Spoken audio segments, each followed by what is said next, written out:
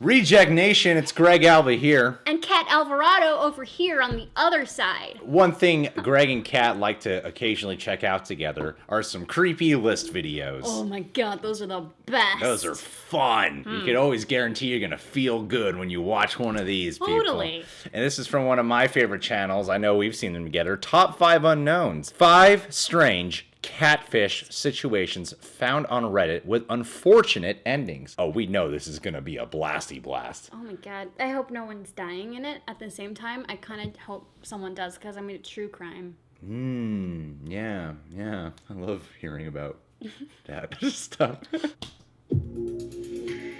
I've catfished so many people, and they catfish me in return. I don't think I understand what catfishing is. Number 5. Number 5. In February of 2003, a 16-year-old named Mark met a young girl through an MSN chat room that was dedicated to teens in their area. Mark and Rachel hit it off instantly, even though Mark had only seen a single blurry photo of Rachel and had no proof that she was actually who she said she was. See, we know better now. The couple became more and more involved with each other, with Rachel eventually introducing Mark to her brother via the same chat room that they had met in. After this, Mark attempted to meet up with Rachel multiple times, but she always found some sort of excuse to not show up. Eventually, Rachel informed Mark of a real-life stalker that she'd been dealing with, whom she also met in an MSN chat room. The stalker had apparently been attempting contact with her for quite some time, and according to the story, he eventually succeeded in kidnapping Rachel. Allegedly, the only way that he would let Rachel go is if Mark agreed to perform sexual acts in front of his webcam. Worried for Rachel's safety, he agreed to do so. Rachel was then supposedly set free. Though the worst part is, this entire kidnapping was completely staged. Rachel was never in any danger and there was no stalker. And it turns out Rachel only ever asked Mark to perform those acts to fulfill her own twisted fantasies. But in one final twist, the girl's name wasn't even Rachel, and actually she wasn't even a girl. It was a grammar school student by the name of John, who was found out to have been a pedophile. This strange case gets much more in-depth, and it actually involves a few individuals losing their lives due to John commanding Mark to do so. So if you're interested in that kind of thing, I strongly urge you to read the whole story, as it's all allegedly true. It's a pretty easy story to find, so just Google it. Why not just tell us right now? I need names. Number 4.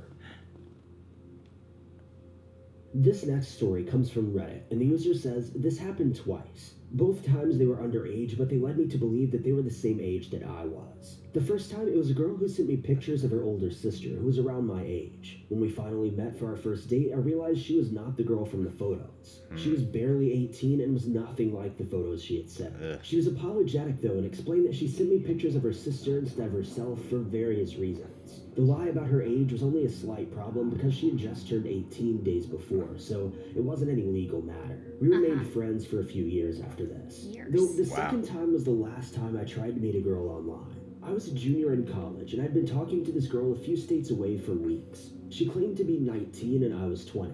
She was a cute redhead in the pics she sent to me, so I chatted her up regularly even though she lived far away. At some point, she surprised me with her plan to take her bus out to my university and spend the weekend hanging out and partying. When I picked her up at the bus stop, I barely even recognized her. She sort of looked like the cute redhead I had pictures of, but way, way younger. Like she could have been the daughter of the girl I had been talking to online. I played it cool and I tried to be a gentleman, but quickly decided that spending the weekend partying with what appears to be a 16-year-old was probably a bad idea. I told her that there were no good parties around and took her home to my parents' house where I figured we could lay low until Sunday. I then shuffle her off back onto a bus and be rid of the jailbait. Well, late the next evening, while we were sitting in the living room floor watching movies with my parents, the phone rings. I answered the phone to hear a crying woman pleading to know where her daughter was and if she was okay. That's when it hit me. I was harboring a freaking teenage runaway. I got the girl on the phone with her mom and started grabbing all of her stuff and putting it in my car. Apparently, her mom had found my phone number on their phone bill and traveled to my school looking for her daughter. Oh! I promised to be on campus with her daughter as soon as possible. No! We didn't even make it out of the driveway before police cars showed up. She looked at me, then pointed out to the girl and said, "Is that her?" I replied, "Yeah, take her home," and that was it. Luckily for me, I think this girl may have had a history with running away from home because they didn't ask me a single question or anything. They just took the girl and left. Luckily. My mom then came out in the driveway asking why the cops were there, so I had some explaining to do.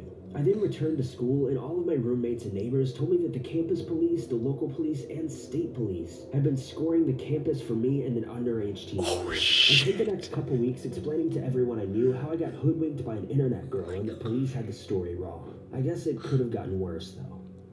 Well, at least that's like a good story. Lucky man. Oh, I got nipple chills from that one. Damn. 13 years ago, I was 18 years old. Very awkward, but still respectable. So you're I had my 31 own now. car and job.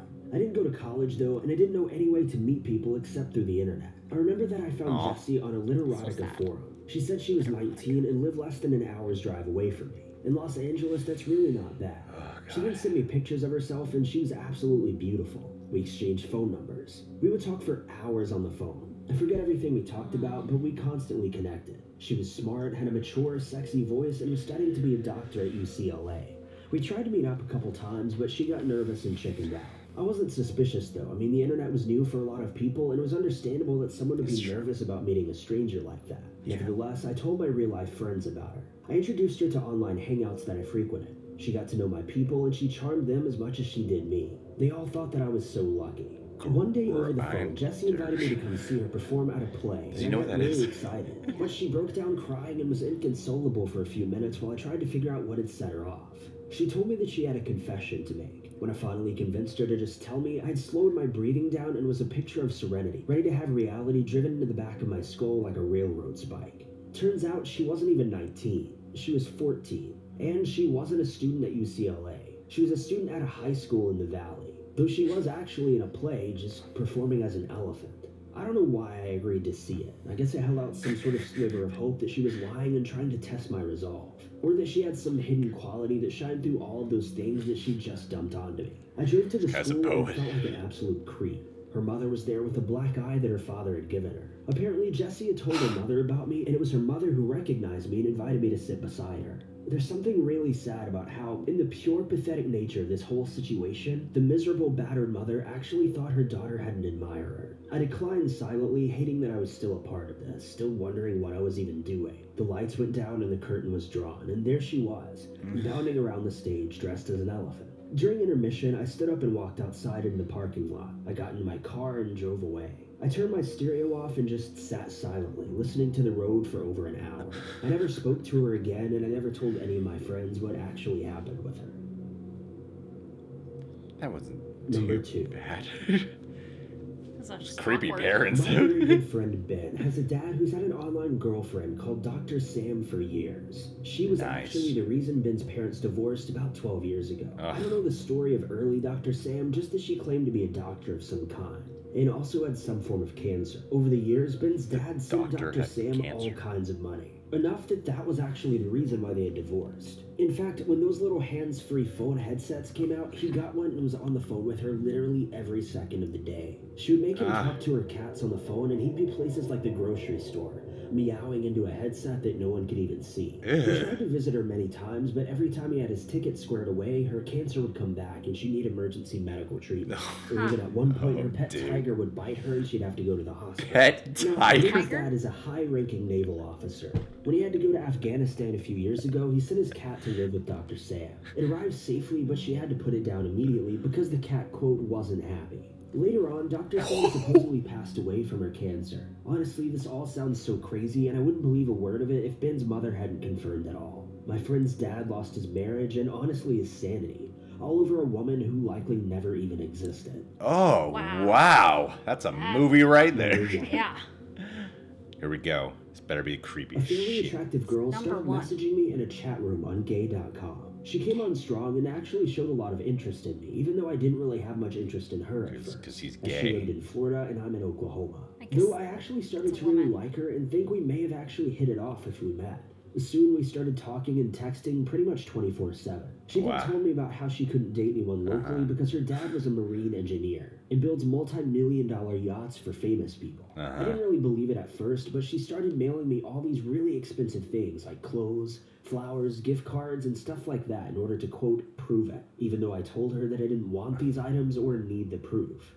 The weird thing is, she would never tell me her last name. It would be very weird about it. What a weird Figured photo. if I found out that I could Google it, it would pull up her dad's yacht business, and I could see how rich they really were. She said she wanted to make sure that I was with her for her and not just for the money, even though she was the one that kept sending me gifts, even though I never asked her to. She also said she was a head hairstylist at Tony & Guy and made about $700 a day in tips. Anyway, one of the gifts she sent me had a receipt in it that had her last name on it. I Googled it and nothing even came up. I searched for her name with the word yachts and still nothing. At this point, things started to seem weird, so I called the Tony & Guy that she claimed to work at and asked if I could schedule with her. No one there worked there with that name. I waited a couple days and then I informed her that one of the receipts came with her name on it and explained that I couldn't find her or her family anywhere online. When I told her this, she absolutely freaked out and said I was crazy and said she was going to stop talking to me because she had cancer. She then hung up on me and disconnected her phone number within minutes. It was all so weird, and I don't even know what the point of this catfish was. I'm the one who got away with a bunch of stuff, and I didn't even ask her anything. I guess it doesn't really matter. I still wear some of the stuff she got. Thank you guys so much for watching. If you like this video, be sure to still click wears that some like of button. the Also, stuff. don't forget to subscribe and click that notification bell to keep updated with our Okay, videos. I just want to know this. Sorry if I want to know this. What order was that in? Because I feel like number 5 was the creepiest. Wait, what was 5 again? Had Mark perform sexual acts in front of the camera for him. So she could be released from the kidnapping. So she Oh, could be okay. released from So the yeah, kidnapping. the Mark was the guy who could perform sexual acts in front of the camera, so she could be released from the kidnapping, and it was really not even a girl. But I knew that because if it was a girl, she could have just been like, hey, perform sex acts in front of the camera for me. And he would have been like, okay. Or she could have just gone on chat roulette. Oh man, crazy. So that Crazy. had to be a guy. You know, I know a lot of YouTubers. I don't know a lot of YouTubers, but I can think of a few YouTubers who have done that thing where it's like in all forms of entertainment where some girl will hit them up on social media and then they'll follow through and meet with them and stuff. There are girls who have hit me up being like, send me a picture, I'll send you a pic. And I'm at a point where I'm like, I don't even know you're fucking real. You know, you just, No, but it's true. yeah. Oh my God. Gotta be careful of that shit. You gotta be careful of that shit. Absolutely. I had somebody who on Facebook who would hit me up and be like, come on, send me pics. And I looked at his Facebook and it didn't like have enough friends. Like it only had like 70 friends. That's when and you I'm like, can't that trust. is shady. That's when you, oh yeah. And like he only had 70 friends and then like none of his Facebook pictures like had close up of his face. He sent me like a few like dick pics, right? Yeah. And Dick pics. he sent me a few dick pics. Cool, whatever. And like I didn't really pay attention, but later on, like he disappeared and then like he came back and was like, hello again. It was super sketchy. So I talked to my buddy who's like part-time private investigator and I'm like, see if this guy is real. I gave him the first and last name and the guy looked him up and I also sent my friend the dick pics. Okay. And there's a way to do a reverse image search to see if they're on the internet. They weren't his dick. Ooh. They were Tumblr penises. Ooh. Tumblr penises. I was like, oh my gosh. Damn. So it was just some creepy guy. You played that well. Really glad I never sent him nudes. Yeah, my story's a lie. I just sent all my photos. I have like photos on the reserve in my phone, just ready to go when I'm single. Just the same ones. Just like the same ones. Yeah. You did like a professional dick photo shoot. Yeah. And like. Then I lost a bunch of weight and got a girlfriend, so none of those photos are accurate now, so they would know it's not real. Doesn't matter though. Whatever. Yeah, whatever now. Okay, so the next one. Oh, and then the one who sent the sister. Oh yeah. Oh, I've done that on online dating. I usually send photos of my brother. Really? Yeah, or my sister. We all look alike. Why not? No, I've never done that. That is a creepy thing to do. Well, did you feel flattered though? You have a sister, which I just found out about. You have a sister. I do. What if your sister was like, you know, this guy online's really cute, but I don't feel like confident enough in myself. I have no idea what your sister looks like, so I'm not playing insults or whatever. What if she thought it'd be like, oh, it'll be better if I send a photo of you, Kat. That way, you know, he might want to meet me because your sister admires you so much. If my sister did that, I would be like, sweetheart, I'm going to take you to a doctor. He's going to check your mental health. Well, late the next evening, while we were sitting in the living room floor watching movies with my parents, the phone rings. Well, this story is just freaking weird to me because he said she looked a lot younger than the photos, so I took her to my parents' home to hang out. I don't know any family that would just let their son bring some random young girl over, kick it with them over the weekend. And this poor guy had to get interrogated at school. I'm sure so many rumors spread about him being some creep. Oh yeah, 100%. I don't understand his mom being like, why didn't she ask questions like from the gate? Who is this girl? Why is she here? And when he answered, why didn't she go, let's immediately call her family? Yeah, right. And I don't know why I'm putting it on the mom and not his dad. Well, the parents should have been more responsible. His parents should have been. He's still a kid, too. Oh, man, that's just some bad parenting right there, dude. Kids are bad at adulting. Like, he was only 19. True. That's true. Like, he but probably couldn't even still, do his own just laundry. some random girl. Who let some random girl stay with you over the weekend? Creepy ass parents. I bet the parents were into it. And the mom, what a bitch. The mom of the catfisher, because she was like, he didn't ask him any questions, but then fucking sends police to the school. Be a man. I mean, the mom, like, she didn't know. I take his side. I always take the man's side. I just think all of the parents in this kid dumb better. Yeah, we can agree on that. The number 3 guy, the one who goes to the play and the mom invites him to sit. First off, I like this guy's story because he talks like a poet. Way too dramatic about the way you're describing everything, man. The creepy part about it was this girl's parents. The people who are catfishing, it seems like their parents are a little creepy too. The mom invites him to sit next to her at the play. She had a black eye from being beat by the husband. What was that family? God. Yikes. I mean, for a mom to be like, yay, there's a man taking interest in my daughter. Wow. He's 20 and she's That's the kind of mom 14, you're but gonna that's grow up fine. to be. Just as long as your daughter's getting attention. See, my theory is my daughter is gonna be a total slut. That's like how I'm gonna roll. My son, he's gonna be good. He's gonna keep it in his pants. He's gonna wait till marriage, right? Not get a girl pregnant or I anything. could see that. But- I think he's gonna take after you. But my daughter is gonna be a total whore. Gonna bang every guy she meets. That's the way I want to raise it in reverse. Oh my god. So if my son has sex with someone, I'm gonna be like, "What the fuck is wrong with you?" But if my daughter has sex, high fives all around. Sure, why not? Why not? Make your kids an experiment. That's fine. Yeah, I'm gonna call my son Unknown, and my girl will be called Brittany. Well, you know what? At least it's a slut name. So Yeah, exactly. You gotta get him a appropriate. slut name. Brittany, Tiffany, whatever. This Dr. Sam story. This is the most pathetic story I've ever heard in my life. This guy had a family, and he got obsessed with some woman who might not even exist, and just talked with her. And then whenever he bought a ticket, she would say her cancer's back. But what did he do? He sent his cat? Is that what And they she said? put his cat to sleep. What the fuck is going on in this story? It's weird. What a It's so sad, weird. sad guy. It is sad. Man, it's weird when men get desperate. What the heck was up with his family? Why didn't his wife go, let's go to counseling? No, I'm Right. sure she did. I'm sure she didn't, and it didn't work. Maybe. Oh I my mean, he God. was a naval marine officer or something like that. Maybe he had Oh, some PTSD. PTSD thing and it was transferring over to escaping with this false relationship. I don't know. Or like the fantasy of a relationship that they would never have, though. How do you have a relationship where you never meet to Always on do it? Always on the phone. Always on the phone. At the grocery store in front of your family. Okay, the last story one. was my favorite. I don't even know what the hell the point was. I won. I got so much shit from this and I didn't even do anything. That one was silly. But he talked with this person, right? Like it was an actual girl he would talk to, Yeah. right? Maybe it was just some young spoiled girl who just sent him some Young gifts. spoiled girl.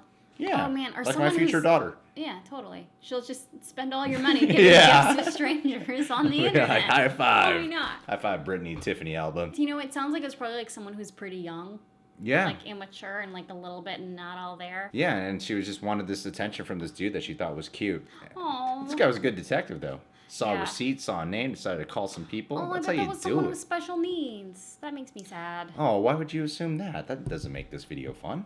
Sorry. I don't want to make fun That of a makes kid me with sad. special needs. No, I mean, I don't make fun of that person. I'm just saying, they were, extra super nice beyond the signals of, what's proper. Yeah. It sounds But like then a she person freaked with out special- and blamed. She gaslighted, but he still wins. She was frustrated. She was frustrated. Yeah, that's the She word was for it. She was a little stressed by the situation. I feel I feel bad for all these catfishing people because it's like who catfishes? Like people who need help. Like I said, if my sister did that, like sent my picture, I would take her to a doctor.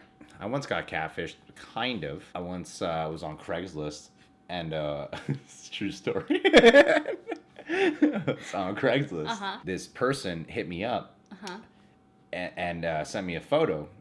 Evidently a woman, right? A black woman. She said she wanted to lick me from head to toe. I'm about to tell you guys a story right now. So she said she wanted to. Wait, how did she say it? Did she say it in the form of a song? It was a message to me. And I was like, damn, this girl's cute. So I went to meet up with her.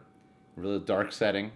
It's like she doesn't really look like her photo, but she's still cute. She literally licked me from head to toe. It was amazing. And then she put a condom on me, sat on me with her skirt on, and that's when I realized my wing-a-ding-a-ling was not in a vagina hole. Then I reached down and felt it.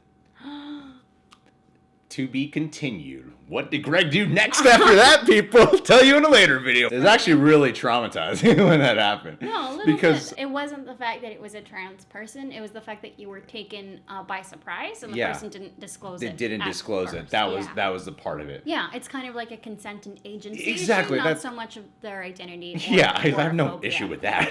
I'm good at this. Thanks. I'm super woke. Yeah. Tell you guys the rest of the story sometime soon. Subscribe to The Real Rejects, people. Thank you to Top 5 Unknowns for making this video. Click that notification bell. Follow Cat Alvarado. That's me. On 3 social medias. The 3 that people use. Yes. That is Twitter and Instagram. The Cat Alvarado. And Facebook at Cat Alvarado Comedy. Yes. Where she posts nudes on there all the time. Always. That's why we can't be friends on Facebook.